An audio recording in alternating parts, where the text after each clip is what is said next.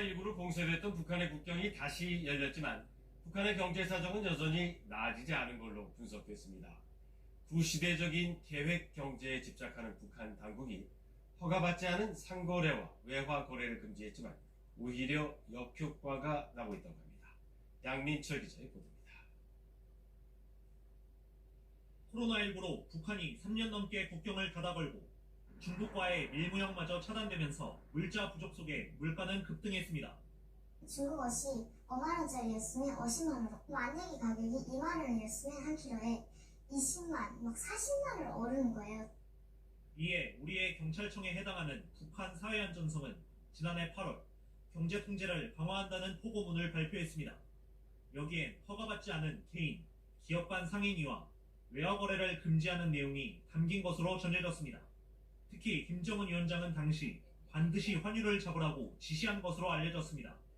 하지만 이는 오히려 시중의 달러 유통을 막아 환율 폭등을 유발한 것으로 파악됐습니다. 지난해 8월 1달러에 9,000원대였던 북한 원달러 환율은 지난해 11월 사상 최초로 만원을 넘긴 뒤에도 꾸준히 올라 지난 3월 12,000원대로 올랐습니다. 통제하거나 개입하는 정책을 펴면 시장에 외화가 나오지 않고 외화를 비축하려는 수요는 많아지면서 환율이 올라가고, 그 얘기는 이제 북한의 화폐 가치가 떨어지고. 대북 소식통은 올해 들어 심각성을 인식한 김 위원장이 고위 경제관료 일부를 해임하고 지난 3월부터 다시 상인위와 외화 거래를 허용했다고 전했습니다. 하지만 이마저도 억눌렀던 수요를 폭발시키며 환율은 지난달 초 한때 14,000원을 넘기며 사상 최고치를 기록했습니다.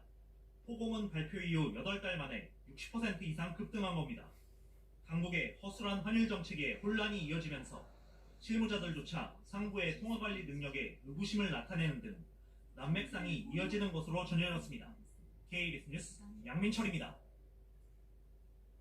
이처럼 환율이 역대 최고치로 오르자 북한 당국은 다시 통제 기조로 돌아서서 환율 잡기에 나선 걸로 확인됐습니다.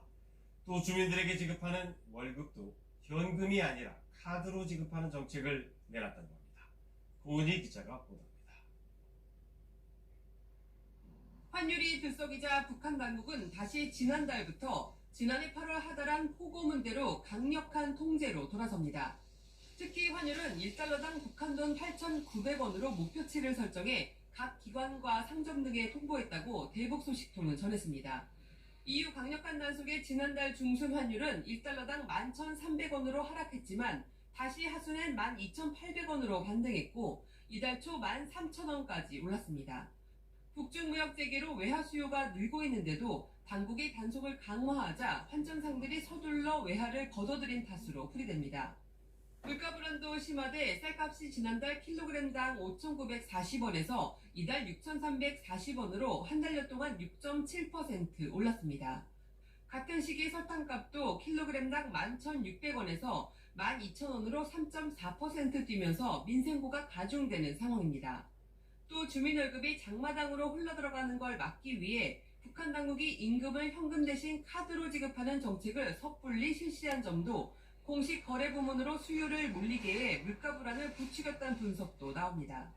장마당으로 유통되던 자국, 물자를 다 국가주도로 빨아들이려는 이런 계산이 있지 않을까. 계획경제를 살리려고 하는 김정은 정부의 밑구름이 좀 보이고 있다고 볼 수 있고요.